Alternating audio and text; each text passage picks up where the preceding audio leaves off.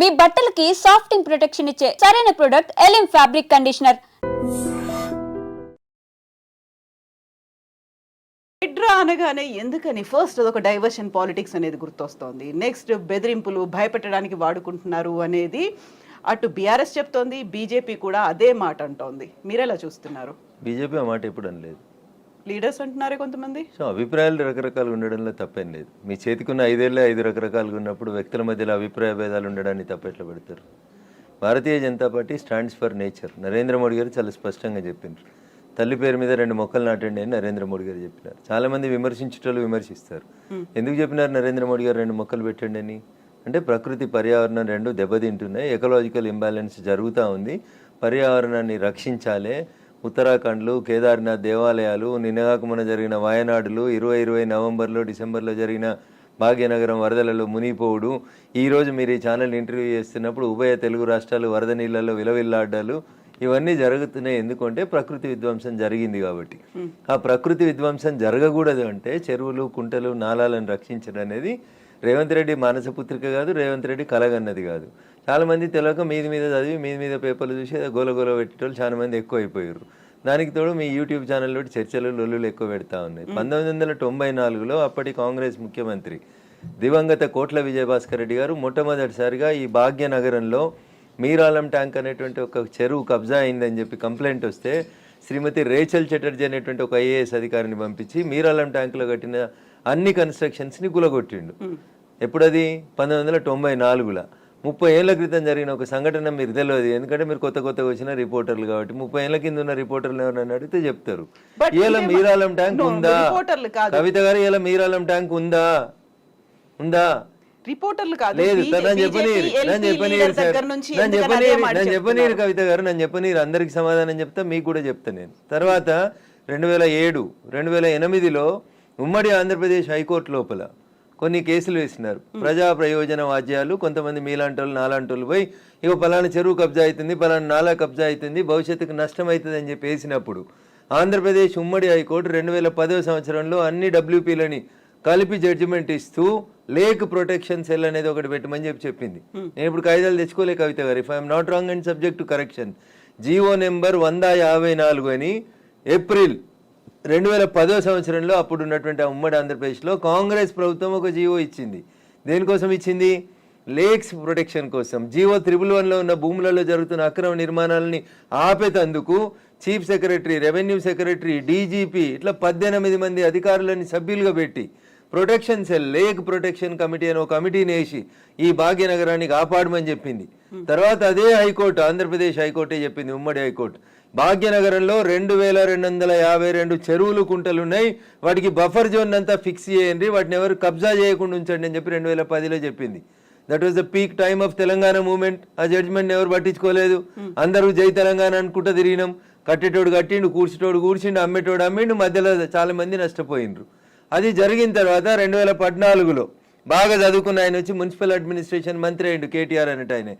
ఏం చేసిరు lake protection కోసం? ప్రతి చెరువును సుందరీకరణ పేరిట ఆయన దోస్తుల కోసం, ఆయనకు నచ్చిన బిల్డర్ల కోసం, వాళ్ళ ఇంట్లో ఉండే రాజ్యసభ సభ్యుల కోసం, పోయేందుకు తొవ్వల కోసం ప్రతి చెరువుని నాశనం చేసి 10 ఏళ్లలో కాకతీయులు కట్టిన చెరువులకి మిషన్ కాకతీయ అని పేరు పెట్టినవని నాటకం పెట్టి భాగ్యనగరంలో ప్రతి చెరువుని, ప్రతి కుంటని పేరున్న అన్ని బిల్డర్లకి ఇచ్చి నాశనం చేసి 2020 నవంబర్ డిసెంబర్లో భాగ్యనగరంలో వరదలు వచ్చినాయి. నేను దుబ్బాక ఎమ్మెల్యే గెలిచిన ఒక నెల తర్వాత అప్పుడు ఏం చెప్పిండు కేసీఆర్? ప్రతి ఇంటికి 10,000 ఇస్తాం నష్టపోయినానికి అని చెప్పిండు. ఇచ్చిండు ఎలక్షన్ల కోసం చెప్పి. ఎందుకు మునిగింది ఆ రోజు భాగ్యనగరం? భాగ్యనగరం వెళ్ళే అవస్థలతో ఎందుకుంది? ఒక ఆయన వచ్చి విశ్వనగరం అంటాడు, ఇంకొక ఆయన వచ్చి 4వ నగరం అంటాడు, ఒక ఆయన వచ్చి సైబర్ నగరం అంటాడు. ఉన్న నగరాన్ని కాపాడు రవై అని రఘునందన్ అంటున్నాడు. దీనికి ఎవరికి కష్టమైతే నాకేంది? రఘునందన్ చెప్పింది, హైకోర్టు ఎప్పుడో చెప్పింది అంటున్నా, 2010లో చెప్పింది. తర్వాత 2020లో కేటీఆర్ అనేట ఆయన మున్సిపల్ అడ్మినిస్ట్రేషన్ మినిస్టర్గా మళ్ళొక జీవో తీసుకొచ్చిండు. మళ్ళీ జీవో తీసుకొచ్చి ఏం చెప్పిండు? అప్పటి కొత్త జిల్లాలు అయినాయి, ఉన్న భాగ్యనగరాన్ని కాపాడలేనోడు, కూట్ల రాయి తీయలేని కేటీఆర్ అనేటోడు మళ్ళొక జీవో తెచ్చిండు. జీవో నెంబర్ 4654, కరెక్ట్ గుర్తులేదు కవిత గారు నాకు, సబ్జెక్ట్ టు కరెక్షన్. దాంట్లో ఏం చెప్తాడు? మెదకు, సంగారెడ్డి, సిద్దిపేట జిల్లాలని కూడా ఈ లేక్ పరిరక్షణ కమిటీ లోపలికి తీసుకురావాలని చెప్పిండు. జీవో 2021లో ఇచ్చిండు. 22లో ఇంకో జీవో ఇచ్చిండు. ఇచ్చి లోకల్ బాడీస్కి ఒక జాయింట్ కలెక్టర్ ఉంటాడు ప్రతి జిల్లాలో, ఆ లోకల్ బాడీస్కి జాయింట్ కలెక్టర్ ఎవరైతే కలెక్టర్గా పనిచేస్తున్నాడో ఆయనను వీటికి లేకుల రక్షణ కోసం ఇన్ఛార్జిగా పెట్టిండు. ఎన్ని చెరువులు కబ్జా అయినాయి, ఎన్ని కుంటలు కబ్జా అయినాయి? సాక్షాత్తు రాష్ట్ర సర్వోన్నత న్యాయస్థానం హైకోర్టు చెప్పిన 2252 చెరువులు కుంటలు ఏడునే పోదాం పాండ్రి రాండి. మా జర్నలిస్ట్ మిత్రులు మరో మంచికో చెరువుని దత్తత తీసుకోరి, కాపాడండి చెరువుని. రఘునందన్ ఏదో మాట్లాడుతూ ఉన్నాడు, రఘునందన్ హైడ్రాకి సపోర్ట్ చేస్తూ ఉన్నాడు, బీజేపీ ఎల్పీ లీడర్ వద్దన్నాడు. చెరువులు కట్టమని చెప్పిండా మా ఎల్పీ లీడరు? మా ఎల్పీ లీడర్ చెప్పిండు కదా, ఆ ఫాతిమా కాలేజ్ సల్కం చెరువులో కట్టిందని కూలగొట్టమన్నాడు. దాని గురించి ఎందుకు మాట్లాడారు? ఎవరిని బెదిరించినాం? మీ దగ్గర జేసీబీ లేకపోతే మేము జేసీబీలు ఇస్తామో అని చెప్పినాం, ఇస్తామో అని చెప్పినాం. కిరాయి లేకుండా ఫ్రీగా ఇస్తామో బుల్డోజర్లు, తప్పేముంది అందులో? మా ఎల్పీ లీడర్ గది మాట్లాడింది చూసిన నేను మాట్లాడిందని మా ఎల్పీ లీడర్ ఏడో కాంట్రాడిక్ట్ చేయలేదు. ఏం చేసిర్రు? కేవలం పెద్దల్ని కాపాడడానికి, పేదల కోసం ఫైట్ అనేది దీన్ని యాక్చువల్ గా ఎలా చూస్తున్నారు? పల్లం రాజు అంటే పేదోడా పెద్దోడా? పల్లం రాజు ఏ పార్టీలో ఉన్నాడు? నాగార్జున అనేటోడు పెద్దోడా చిన్నోడా? ఏం మాట్లాడతారు మీరు? మల్లారెడ్డి కాలేజీ కూలగొట్టొద్దా? మీరు పొంతన లేని ప్రశ్నలు అడగొద్దు. ఎవడు పెద్దోడు ఎవడు పేదోడు? చెరువులో కట్టినోడు పెద్దోడు అయితేంది, పేదోడు అయితేంది. చట్టం ముందు అందరు సమానమైన ముచ్చట చెప్తాం కదా మనం అందరం. మరి పెద్దోడు అయితేంది, పేదోడు అయితేంది? వాయనాడు ఎందుకు కొట్టుకుపోయింది? 4 రోజుల కింద ఎందుకు కొట్టుకుపోయింది? ఇదే ఎన్డీఆర్ఏలు, నేషనల్ డిజాస్టర్ రెస్పాన్సిబుల్ టీములు అన్నీ కూడా, నేషనల్ డిజాస్టర్ మేనేజ్మెంట్ టీములు కూడా అన్నీ ఏం చెప్పినాయి? అక్కడ తొలగించుర్రా కట్టడాల, చెరువులు కడ్డంగా, గుట్టలు కడ్డంగా, కొండలు కడ్డంగా కట్టినాయి అని చెప్పారు. తొలగించిర్రా? తొలగించలేదు. తొలగించకపోతే ఏమైంది? పార్లమెంట్ నడుస్తున్నప్పుడు లాస్ట్ మంత్లో చూస్తున్నాగా మనుషులు కొట్టుకుపోయారు కదా, ఊర్లు కొట్టుకుపోయినాయి కదా. మీరు ఎందుకు ప్రకృతిని విధ్వంసం చేస్తారు అంటున్నా. ఎవరిచ్చారు మీకు ఆ రైట్?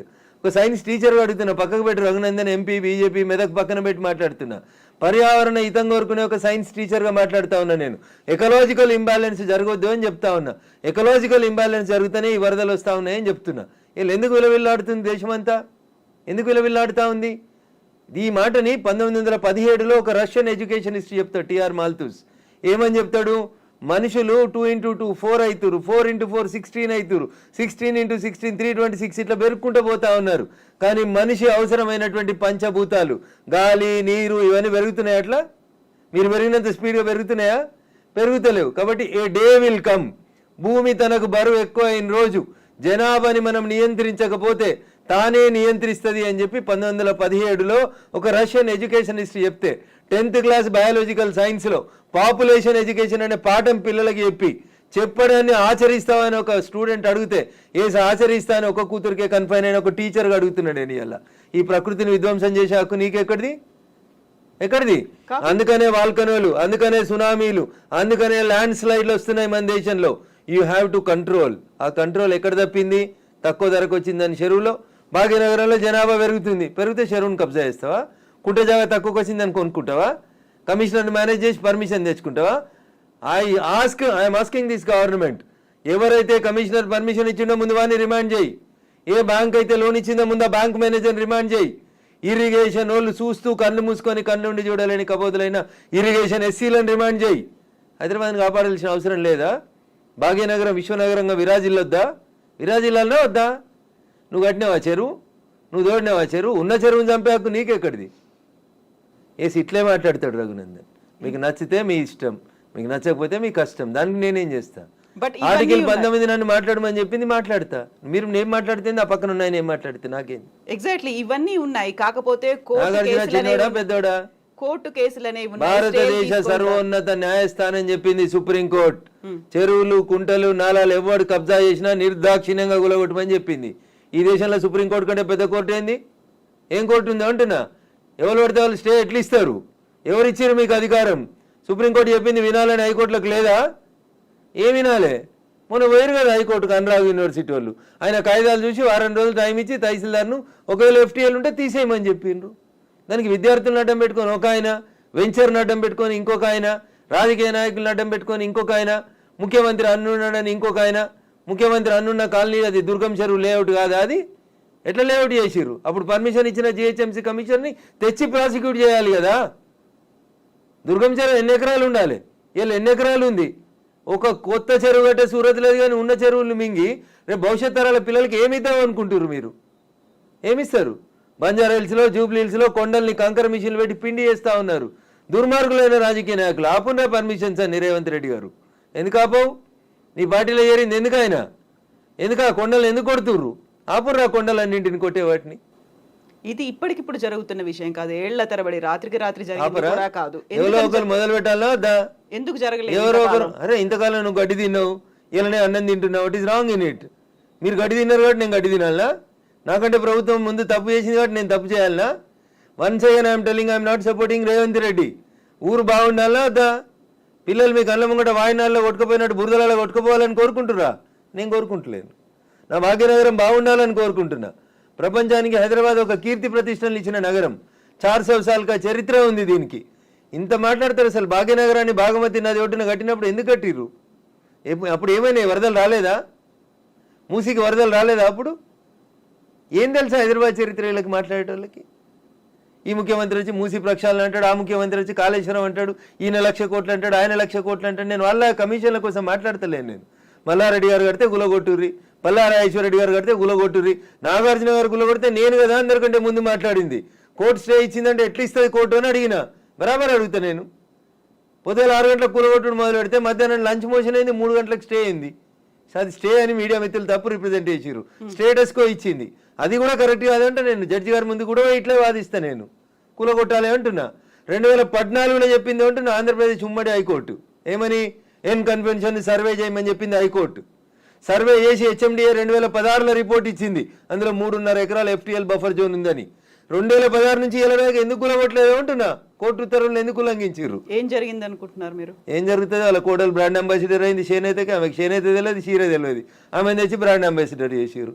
ఆ సంబంధాలు ఏం సంబంధాలు వాళ్ళు చెప్పాలి, అప్పుడున్న వాళ్ళు చెప్పాలి. నాకేం తెలుస్తుంది? వాళ్ళకి ఆ రంగుల లోకంతో ఉన్న రక్త సంబంధం ఏందో వాళ్ళు చెప్తే బాగుంటుంది. నానోరు ఎందుకు ఖరాబ్ చేస్తారు?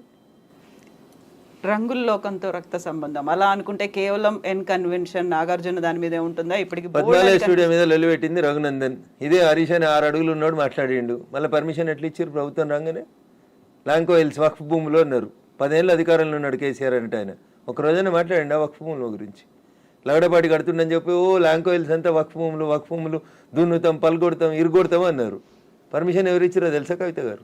పద్మాలయ స్టూడియోలో అపార్ట్మెంట్లు కట్టుకోవడానికి పర్మిషన్ ఇచ్చింది ఇదే గౌరవనీయులు కేసీఆర్ గారు, కేటీఆర్ గారు, హరీష్ రావు గారు. ఆ రక్త సంబంధం ఏందో అడుగుండ్రు. జర్రంత అవతలకి పోతే ఎంఆర్ ప్రాపర్టీస్ అని ఒకటి ఉంటాయి. ఎంఆర్ ప్రాపర్టీస్లో రైతులు, తెలంగాణ రైతులు మా భూములు పోతున్నాయని ఏడిస్తే వాళ్ళకి పైసలు ఇప్పిస్తామని స్పీచ్లు ఇచ్చిండు. ఇదే కేటీఆర్, అదే హరీష్ రావు, అదే కేసీఆర్ అన్నట్టు. ఆయన 10 ఏళ్ళు మంత్రులుగా పదవి అనుభవించారు. ఎన్నడన్నా ఎంఆర్ ప్రాపర్టీస్లో భూములు కోల్పోయిన రైతుల గురించి మాట్లాడేందుకు వీళ్ళకి నోరు వచ్చిందా? ఎందుకు రాలేదనుకుంటారు కవిత గారు? కారల్ మార్క్స్ అని కమ్యూనిస్టు సిద్ధాంతకర్త చెప్తాడు, మానవ సంబంధాలన్నీ ఆర్థిక సంబంధాలనే చెప్తాడు. అందుకనే రాఘవేంద్రరావు సినిమాక్స్ని ముట్టలేదు టీఆర్ఎస్ పార్టీ. పద్మాలయ స్టూడియోస్లో అపార్ట్మెంట్లు కడుతుంటే సపట్లు కొట్టిర్రు. ఎంఆర్ ప్రాపర్టీలో తెలంగాణ రైతులు మునిగిపోతే నోరు మూసుకున్నారు. నాలాంటి ఎవడో మాట్లాడాలి కాబట్టి మాట్లాడడం మొదలు పెడతా ఉన్నాం. I stand for the poor only. నేను ఇప్పుడు ఈ రాష్ట్ర ప్రభుత్వాన్ని డిమాండ్ చేస్తా ఉన్నా. కానీ అమ్ముతురు కదా కోకాపేటలో ఎకరం 100 కోట్లు పెట్టి 100 ఎకరాలు అమ్మిండ్రు కదా. ఆ పక్కన ఇంకా 150 ఎకరాలు ఉంది ప్రభుత్వ భూమి. ఇప్పుడు ఈ ఇండ్లు పోతున్న వాళ్ళందరికీ ఒక 25 ఎకరాలు లేఅవుట్ చేయండి. ఈ పేదోళ్ళందరికీ మనిషికి 100 గజాల స్థలం ఇయ్యండి. ప్రధానమంత్రి ఆవాస్ యోజన కింద ఇంటి పైసలు 5 లక్షలు ఇయ్యండి. ఇందిరమ్మ ఇంటి కింద నువ్వు 5 లక్షలు. ఈ నాలాల మీద కట్టుకున్న వాళ్ళు, చెరువులు కుంటలలో కట్టుకున్న వాళ్ళ కోసం ఏంది కోకపేటలో 100 కోట్లకు ఎకరం పోయే భూమిలో వీళ్ళకి లేఅవుట్ చేసి 25 ఎకరాలు అక్కడ ఉప్పల్ బగాయితో లగాయితో అని పెట్టి అమ్మిరు కదా, కూడా యాక్షన్ పెట్టి. అట్లా ఈ గరీబ్ వాళ్ళందరికీ తీసుకొచ్చాడు కాలనీ కట్టు. వీళ్ళు అరువులు కాదా 100 కోట్ల భూమిలో ఉండేందుకు? 10 ఏళ్ల క్రితం కట్టుకున్న ఇల్లు కన్నం కూడా కూలిపోతుంది కదా, బాధపడుతురు కదా. వాళ్ళని తీసుకొచ్చాడు 25 ఎకరాలు లేఅవుట్ చేయి Revanth Reddy. Then I will support you, then I will congratulate you. అంతేగాని అసదుద్దీన్ ఓవైసీ ఇచ్చిన ఉడత ఊపులకు భయపడితే 400 కాదు 4000 స్టూడెంట్స్ ఉన్నారని బెదిరిస్తాడు. ఎందుకు సల్కం చెరువు కూల్తలేదు? కూలాలి కదా సల్కం చెరువులో ఉన్న ఫాతిమా మెడికల్ కాలేజ్. ఎందుకు భయపడుతున్నారు? ఏమవుతుంది రేవంత్ రెడ్డి గారు? మొదలు పెట్టినావు కదా, కొట్టేసేయన్ని. అపప్రద నీకెందుకు? మల్లారెడ్డితోటి పాత పగుందని, పల్లారా ఐశ్వర్రెడ్డి పార్టీ మారతలేడని కొడుతున్నారన్న చెడ్డ పేరు ఎందుకు? ముందు అసదుద్దీన్ ఓవైసీ తోటి మొదలుపెట్టు. సో మధ్యలో విద్యా సంవత్సరం అక్కడ ఆల్టర్నేట్ అనేది దసరా సెలవులు వస్తాయి కదా, ఇమీడియట్ గా ఆల్టర్నేట్ ఇంకో ఎందుకు దొరకదు? కాలేజ్ లో ఎందుకు దొరకదు? అకామిడేట్ చేయడానికి ఎందుకు దొరకదు అంటున్నా. ఒక్క రోజులో కట్టేస్తారు. ఇప్పుడు అంతా కిర్బీ షీట్లు అనే స్ట్రక్చర్లు వచ్చినాయి కదా, టెంపరీ స్ట్రక్చర్లు. 20 మొత్తం రింగ్ రోడ్ పక్కన అన్ని బిల్డింగ్లు ఖాళీగా ఉన్నాయి, తీసుకొని కట్టుకోమని ఉండ్రి. ఇన్ని రోజులు అనుభవించారు కదా చెరువులో కట్టుకొని, దానికి రెంట్ కట్టుర్రి ప్రభుత్వానికి. ఫీట్ కింద వసూలు చేయాలి రేవంత్ రెడ్డి గారు ప్రభుత్వం ఇవాళ. నిజంగా ఎవరైనా పేదలకు నష్టం జరుగుతుంది చెరువులలో తెలిసి తెలియక అమాయకంగా ప్రభుత్వం లేఅవుట్కి పర్మిషన్ ఇస్తే కట్టుకున్న వాళ్ళు ఉన్నారు, వాళ్ళందరినీ తీసుకొచ్చి కోకపేటలో పెట్టండి అంటున్నా. ఏంది ప్రాబ్లం ఏంది మీకు? గరీబులు అక్కడ ఇల్లు కట్టుకోదా కోకపేటలో? కట్టుకొని 100 గజాలు 100 కాకపోతే 150 గజాలు, ఇంకా 150 ఎకరాలు ఉంది కదా ఆడ. నిజంగా నీకు హైదరాబాద్ శుద్ధి చేయడమే నీ లక్ష్యం అయితే రేవంత్ రెడ్డి గారు, కోకపేటలో ఉన్న 150 ఎకరాలలో ఎన్ని ఇళ్ళు పోతున్నాయో ఐడెంటిఫై చేయి, అందరికీ మంచికి 100 గజాలకు పట్టాలి, అప్పుడు ప్రజల్ని నర్శిస్తారు. ఇప్పుడు జీవో 111 కాదు, అంతకుముందు వాల్టా యాక్ట్లు ఇవన్నీ కూడా వచ్చాయి మన వాటర్ బాడీస్ ని ప్రొటెక్ట్ చేసుకో. నాకంటే ముందున్న వాళ్ళు ప్రతి ఒక్కరు తప్పు చేసిండని ఇప్పుడు నన్ను తప్పు ఏమని అడిగే అధికారం మీకు? అంటే ముందు నుంచి ఎందుకని ఫోకస్ పెట్టలేకపోయారు? ప్రెషర్స్ ఏమున్నాయి? ఎవరికి భయపడ్డారని మీరు? రాజకీయ నాయకులకి, రియాల్టర్లకి, వాళ్ళు ఇచ్చే పైసలకి. ఇంతకంటే ఎక్కువ ఏముంటుంది తల్లి? కట్టే కొట్టే తెచ్చిమంటే ఇంతే. రాజకీయ నాయకులకి ఎవరో అనుగో ఫైనాన్స్ చేసేటోళ్ళో ఫండ్ ఇచ్చేటోళ్ళో ఎవరో ఒక బిల్డర్ ఉండి అన్న నేను ఈ చెరువు పక్కన జరంత మట్టి వచ్చి అమ్ముకుంటా అంటే అమ్ముకోమంటాడు, చూసి చూడనట్టు పొమ్మంటాడు, అయిపోతుంది. అది 1 పోయి 2 అవుతుంది, 2 పోయి 3 అవుతుంది. అట్లా వాడు పోసిండని వీడు పోసిండని ఇంకోటి పోసి. సో ఇప్పుడు మనకి వానలు వరదలు ఇవి మునిగిపోవడాలు ఇలాంటివన్నీ ప్రతిసారి వచ్చినట్టే. ఇదంతా ఎకలాజికల్ ఇంబాలెన్స్. ఎగ్జాక్ట్లీ, ఇదంతా ఎకలాజికల్ ఇంబాలెన్స్. ప్రకృతిని కాపాడండి, పర్యావరణాన్ని ప్రేమించండి. లేకపోతే ఇప్పుడు మంచినీళ్ళు తాగమంటే బాటిల్ పెట్టినట్టు రేపు ఆక్సిజన్ సిలిండర్లు జబ్బ మీద వేసుకొని మీ మన్మరాలు తిరగాల్సిన దుస్థితికి పోతారు మీరు. ఆ పరిస్థితి రాకుండా కాపాడండి అంటున్నా. ఎగ్జాక్ట్లీ. సో కోర్టు నోటీసులు, స్టేలు, ఆ తర్వాత స్టేటస్ కో మెయింటెనెన్స్లు ఇవన్నీ కూడా అంటే ప్రతిదీ ఏది టచ్ చేద్దామన్నా మళ్ళీ కోర్టుతో లింక్ అయి ఉంది కాబట్టి ఇది కూడా ఎక్కువ కాలం నిలవదేమో హైడ్రా అనేది కూడా వినిపిస్తుంది. యాజ్ అడ్వకేట్ మీరేం చెప్తారు అసలు? సో నేనేమంటున్నా, శుభం గోర్ర పెళ్లి కొడుకు అంటే ఏదో అన్నాడంటే అట్లున్నది మా కవిత ఆలోచన. ఎందుకు ముందు నుంచి అనేది అదే కదా. కన్వెన్షన్ దగ్గరికి వెళ్ళింది అనగానే కోర్టు స్టే కోర్టు పరిధిలో మాట్లాడము అనే మాటలు ఎవరు? నేను మాట్లాడుతూనే ఉన్నా కదా రోజు. నో, మీరనట్లేదు. ఆక్యుపై చేసుకున్న వాళ్ళ దగ్గర నుంచి వచ్చే సమాధానం అదే, కోర్టు పరిధిలో ఉంది కాబట్టి. తప్పించుకునే ప్రయత్నం తప్ప ఏముంటది? దొంగకు తేలుగుడితే ఏం చేస్తాడు? తేలుగుట్టిందని చెప్తాడా? అప్పటికి నోరు మూసుకొని పోతాడు. గట్లే ఉంటుంది. ఏం స్టే ఉంది? స్టే ఉంది అని ట్వీట్ చేసి ఏడ స్టే ఉంది? ఏ కోర్టులో స్టే ఉంది? ఏంది స్టే? స్టేలు సంవత్సరాలు ఉండొద్దని ఇదే సుప్రీంకోర్టు చెప్పింది అంటున్నా. మా గౌరవ న్యాయమూర్తులు అట్లా సంవత్సరాలు స్టే ఇయ్యరు. స్టే ఈజ్ టెంపరరీ అంతే. 15 రోజులు, నెల, 2 నెలలు, 3 నెలలు అంతే. స్టే ఏంది? 2014లో ఎన్కన్వెన్షన్ సర్వే చేయమని 2024 దాకా స్టే ఇచ్చిరా? ఏ కోర్టు ఇచ్చిందో చూపెట్టురు నాకు. మీ అంత చదువుకోకపోవచ్చు కానీ నాకు స్టే అంటే ఏందో అర్థం తెలుసు. జర చూపెట్టుర్రి. హైడ్రాకి విధి విధానాలు లేవు, సరిగా ఏది ఫామ్ చేయకుండానే ముందుకెళ్ళిపోతున్నారు. బుల్డోజర్ సర్కార్ని తీసుకొస్తోంది హైడ్రా పేరుతో అనే వాదనని ఎట్లా చూస్తారు మీరు? మీకు వచ్చిన కడుపు నొప్పింది. మీరు ఫేర్గా ఉన్నారు కదా, మీరు నీతిగా ఉన్నారు కదా, మీరు పర్యావరణం బాగుండాలని కోరుకుంటారు కదా, ఈ భాగ్యనగరం బాగుండాలని కోరుకుంటారు కదా. In what way you are agreed by it? మీకు వచ్చే నష్టమైంది అంటున్నా. ప్రజల చేత, ప్రజల కొరకు ప్రజలు ఎన్నుకున్నటువంటి ప్రభుత్వాలు తీసుకునే నిర్ణయాలని ఏం చేస్తారు మీరు? కోర్టు ఎందుకు అడ్డుకుంటుంది? కోర్టుకుండే అధికారాలు ఏంటి? ఎంతవరకు అడ్డుకోవాలో అంతవరకే అడ్డుకుంటుంది. నేను చెప్తున్నా కదా, ఈ దేశ సర్వోన్నత న్యాయస్థానం సుప్రీంకోర్టు చెప్పింది కూలగొట్టమని. సుప్రీంకోర్టుకు భిన్నంగా లోకల్గా ఉండేటువంటి జడ్జిలు అట్లా ఇస్తారా జడ్జిమెంట్లు? నాకు తెలిసినంత వరకు అయితే ఎవరు కవిత గారు. సో ఇప్పుడు హైడ్రాని సడన్ గా తెర మీదకి తీసుకొచ్చింది. 1994 తీసుకురావడం, ఒక హైడ్రాని తీసుకొని రావడం అనేది భయపెట్టడానికో బెదిరించడానికో, లేకుంటే రుణమాఫీ 6 గ్యారంటీ స్కీములు అడుగుతున్నారు కాబట్టి డైవర్షన్ పాలిటిక్స్ అనే వాళ్ళకి ఏం చెప్తారు మీరు? నేనంటున్నా, రుణమాఫీ చేయాల్సిందే, ఇచ్చిన 6 హామీలను అమలు చేయాల్సిందే. రైతులకు చెప్పినటువంటి రుణమాఫీ, యువతకు చెప్పిన డిక్లరేషన్, మహిళలకు ఇచ్చినటువంటి మహిళా డిక్లరేషన్ అన్నీ చేయాల్సిందే. అవి చేసి ఇది వదిలేద్దామా? అవి చేయాల్సిందే, ఇవి చేయాల్సిందే.